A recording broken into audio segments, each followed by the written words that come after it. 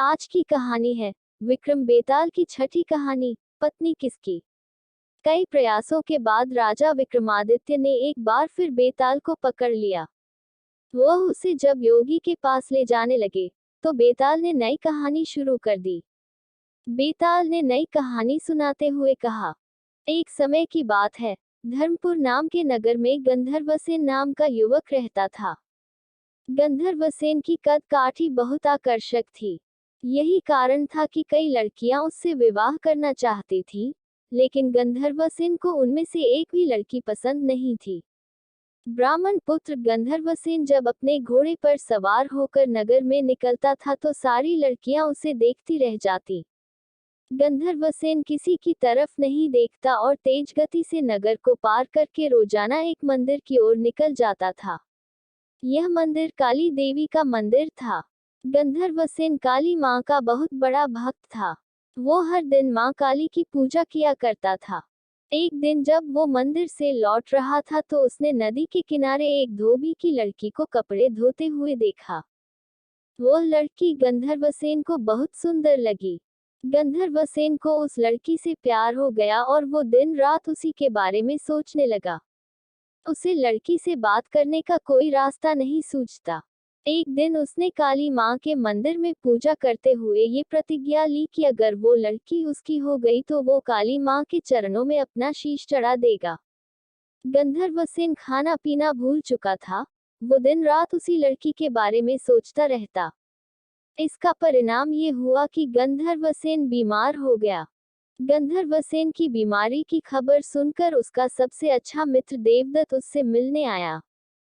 अपने परम मित्र को बिस्तर पर पड़ा देख देवदत्त ने उसकी उदासी का कारण पूछा।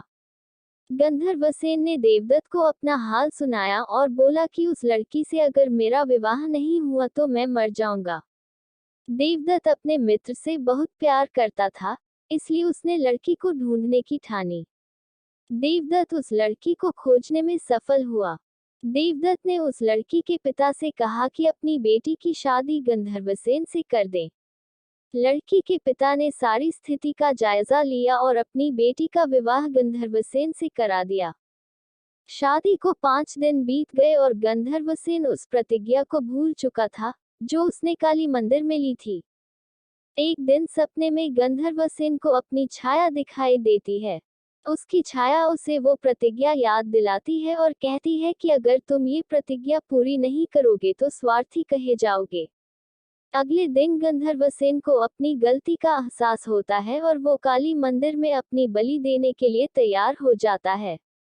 वो अपने मित्र देवदत्त को बुलाता है और उससे कहता है कि तुम और तुम्हारी भाभी मंदिर चलते हैं। मैं मंदिर में अंदर पूजा करूंगा और तुम बाहर अपनी भाभी का ध्यान रखना। देवदत्त मंदिर चलने को तैयार हो जाता है। दोनों दोस्त उस लड़की के साथ मंदिर पहुंचते हैं। गंधर्वसेन मंदिर के अंदर अपनी प्रतिज्ञा पूरी करने चला जाता है। देवदत्त और गंधर्वसेन की पत्नी बाहर उसकी प्रतीक्षा करते हैं।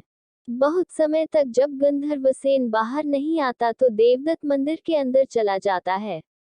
देवदत्त अंदर जाकर देखता है कि गंधर्वसेन ने अपनी तलवार से अपना सिर काटकर काली मां को बलि चढ़ा दिया है।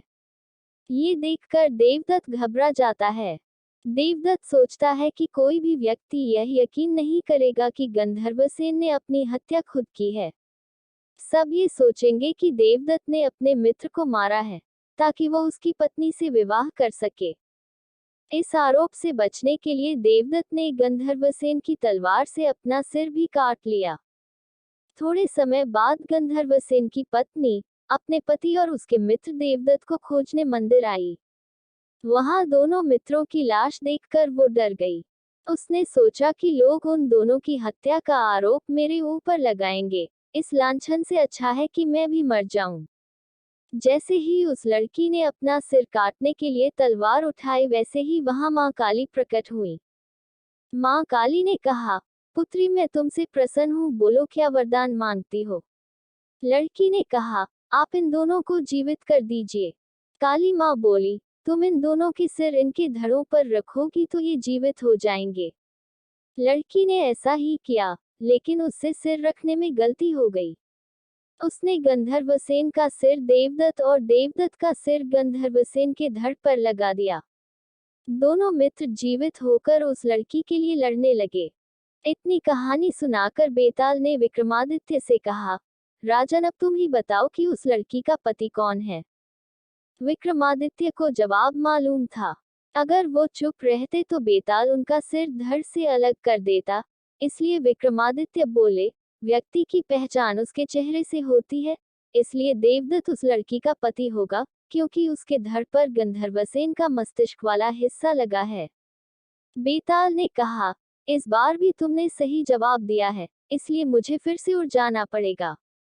इतना बोलकर बेताल फिर से घने जंगल की ओर उड़ गया। राजा विक्रमादित्य फिर से बेताल को ढूंढने के लिए उसके पीछे चल दिए। कहानी से सीख, इंसान जो भी करता है अपने मस्तिष्क से ही करता है, इसलिए उसकी पहचान मस्तिष्क से ही होती है। ऐसी और मजेदार कहानियां सुनने के लिए मेरे चैनल को लाइक, सब्सक्राइब और शेयर करें।